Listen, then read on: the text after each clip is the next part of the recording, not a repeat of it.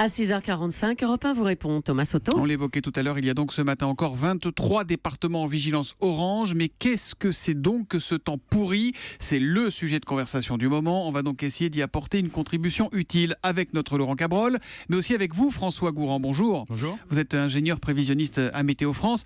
Bon, déjà, autant d'eau, autant de pluie au mois de mai sur une partie du pays. Est-ce que vous avez déjà vu ça ? Eh bien, on peut répondre que non sur certaines zones, puisque effectivement des records de précipitations pour un mois de mai sont en train d'être battus depuis ces derniers jours, mais surtout depuis hier et en ce moment, avec des quantités donc qui s'accumulent, parce qu'il y a certes ces pluies-là depuis 24-48 heures, mais il y avait eu déjà de fortes pluies il y a une semaine également, il y a eu des orages avant, donc effectivement, notamment à Paris, on a battu le record du mois de mai le plus pluvieux depuis qu'on fait des observations en 1873. Depuis qu'on compte et qu'on compte les millimètres d'eau, on n'a jamais trouvé autant à Paris sur un mois de mai. Autant à Paris sur un mois de mai, ouais, effectivement, et c'est le cas d'autres villes de la région. Ouais. Mais comment vous l'expliquez ? Est-ce que c'est quoi ? C'est lié à l'hiver doux ? C'est lié à quoi ? Non, là c'est une situation météorologique un peu récurrente, puisqu'il y a eu ces fortes pluies il y a une semaine. Il y a une deuxième dépression là, très très pluvieuse qui est arrivée aux abords de notre pays depuis hier et qui apporte donc énormément de pluie. Ça arrive de temps en temps d'observer ça une fois dans le mois de mai, parce que bon, il y a eu quand même un mois très pluvieux sur de nombreuses régions en général, un des mois les plus pluvieux, mais là c'est l'accumulation, c'est la récurrence qui est difficilement explicable. Alors ce qui est troublant, c'est que c'est vraiment un temps de Toussaint, mais avec des températures qui restent des températures de printemps. Oui, parce qu'en fait, effectivement, là, on a des températures qui sont, certes un peu fraîches quand même, mais pas non plus très froides. D'ailleurs, ce mois de mai est certes peu ensoleillé et très pluvieux sur le pays, sur la plupart des régions, mais il n'est pas si froid que ça quand on regarde. Moi, j'y vois probablement un effet du réchauffement climatique, c'est-à-dire que même quand il ne fait pas beau, il ne fait pas très froid. Voilà. Donc là, vous direz que ce qu'on est en train de vivre en ce moment, c'est lié au dérèglement, au réchauffement climatique ? Alors, pas directement. Non, on peut pas faire le lien avec cet épisode précis, mais ce que je veux dire par là, c'est que dans un climat réchauffé, autrefois peut-être il y a quelques temps, avec des conditions pluvieuses et peu ensoleillées comme ça, il aurait probablement fait plus frais. Et là, on voit que même avec un manque de soleil, avec de la pluie, il ne fait pas si frais que ça. C'est juste là que je vois le lien, pas sur ces pluies-là. Ce qu'on peut peut-être dire, c'est que dans un climat réchauffé, une atmosphère plus chaude va évaporer plus, et donc peut-être que les pluies, quand elles se produisent, sont un peu plus intenses. On a beaucoup de témoignages. Témoignage de Claudine sur Europe1.fr. Il y a une tornade vendredi dans le ciel de la baie de Somme en Picardie. Les images sont hallucinantes. On a aussi vu des images à la télévision de grêlons spectaculaires. Est-ce que c'est plus compliqué pour vous aujourd'hui de faire des prévisions ? Est-ce qu'il y a des phénomènes qui sont complètement bizarres ? Non, enfin les tornades, il y en a probablement toujours eu. C'est vrai qu'avant c'était peut-être moins bien documenté. Donc aujourd'hui, avec notamment les smartphones, les gens qui peuvent tout de suite faire des images, c'est des choses qui sont diffusées beaucoup plus rapidement. Là, il n'y a pas vraiment d'évolution constatée. C'est des phénomènes qui restent très difficiles à prévoir, mais on a aussi de meilleurs outils aujourd'hui. Donc j'aurais tendance à vous dire qu'on a plutôt un peu plus d'outils pour prévoir, même si c'est très très compliqué sur ces phénomènes très localisés et très précis.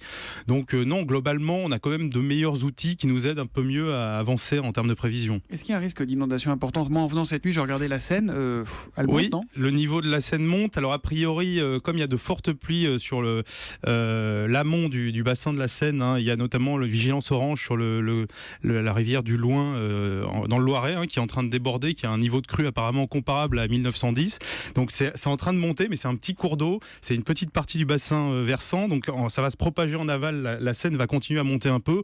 Bon, a priori, on est dans des niveaux élevés. Peut-être que les voies sur berge sont fermées. Je ne sais pas ce que la mairie de Paris va décider. En tout cas, pour une fin de mois de mai, c'est assez remarquable en tout cas d'avoir ça. C'est généralement plutôt en hiver qu'on a ce genre de pluie. Et là, je me tourne vers Laurent Cabrol, météorologiste et jardinier. Laurent, il y a au moins une bonne nouvelle dans tout ça, c'est le niveau des nappes phréatiques, non ? Bah oui, effectivement. Ce que je voulais dire, c'est que nous étions et nous sommes dans une configuration de crue décennale de 1910. C'est vrai ce que vient de dire François. C'est-à-dire que nous serions là au mois de février et avec quoi nous inquiéter, vous voyez. C'est un peu la configuration, pour peu que ça dure encore une 7-8 jours, ce qui n'est pas le cas d'ailleurs. Mais on avait vraiment là le profil de la crue de 1910. Nous sommes au printemps et au printemps, la végétation absorbe une grande partie de l'eau qui tombe. Et ça, c'est une bonne chose. C'est-à-dire que l'eau ne va pas directement gonfler les fleuves, elle va aussi enrichir la nature. Alors vous parliez des nappes phréatiques, 75% des nappes françaises sont à un niveau normal ou supérieur à la normale. Donc on n'a pas d'inquiétude, il faut dire que ça ne date pas des pluies qui viennent de tomber, parce que là le chiffre que je vous donne du BRGM, de la recherche minière, c'est un chiffre du 1er mai. 75%. Les régions déficitaires, tenez-vous bien, la région parisienne là, va combler son déficit.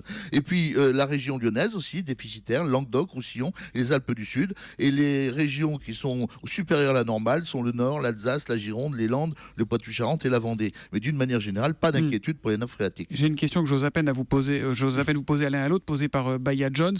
Est-ce que cela présage au moins d'un bel été ? #consolation. Écoutez, ce qu'on peut dire, c'est que sur nos simulations à nous, qu'on fait sur le trimestre juin, juillet, août, il n'y a pas à part peut-être en Méditerranée où il y a un signal d'été très chaud et sec. Pour le reste du pays, il n'y a pas vraiment de signal. C'est-à-dire qu'on ne sait pas trop quelle est l'influence qui va l'emporter. Ça ne veut pas dire qu'il ne pourrait pas y avoir de belles périodes ensoleillées qui ont duré, mais il pourrait y avoir des périodes un peu plus variables, peut-être orageuses.